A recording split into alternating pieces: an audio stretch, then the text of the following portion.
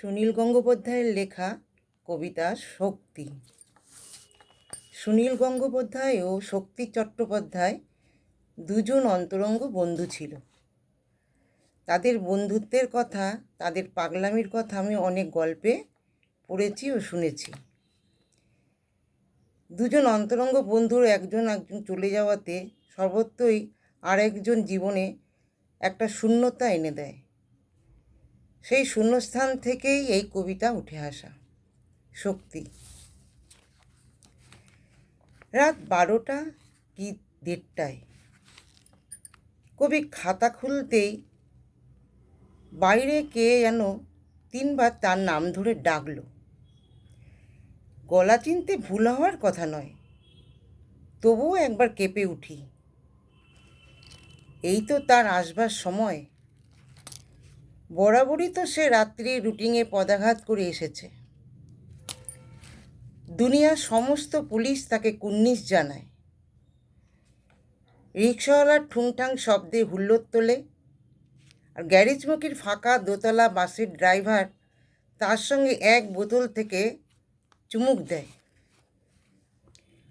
উঠে গিয়ে বারান্দার দরজায় উকি দিয়ে বলি, শক্তি, চলে আসো, দরজা খোলা আছে।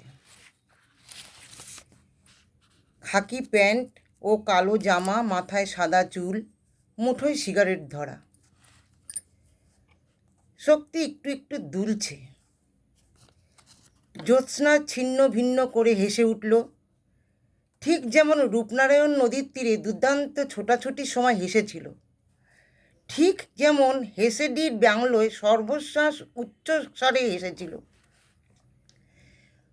মুখ তুলে বলল, কবিতা লিখছিলে সুনীল?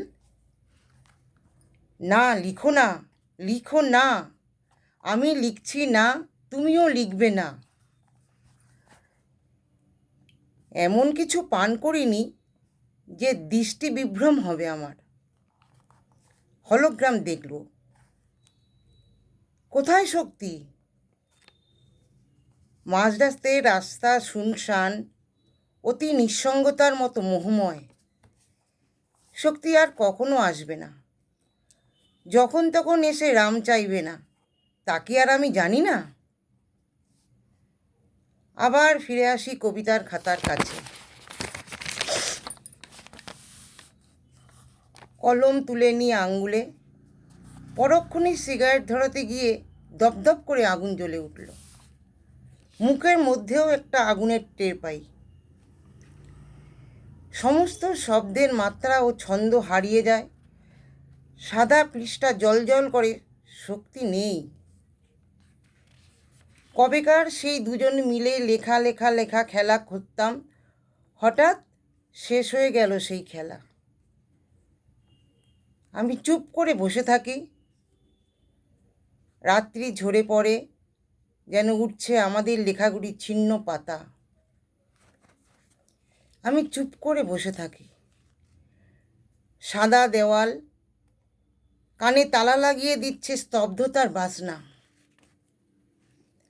খাকি প্যান্ট, কালো জামা, মাথায় সাদা চুল, মুঠোয় সিগারেট ধরা।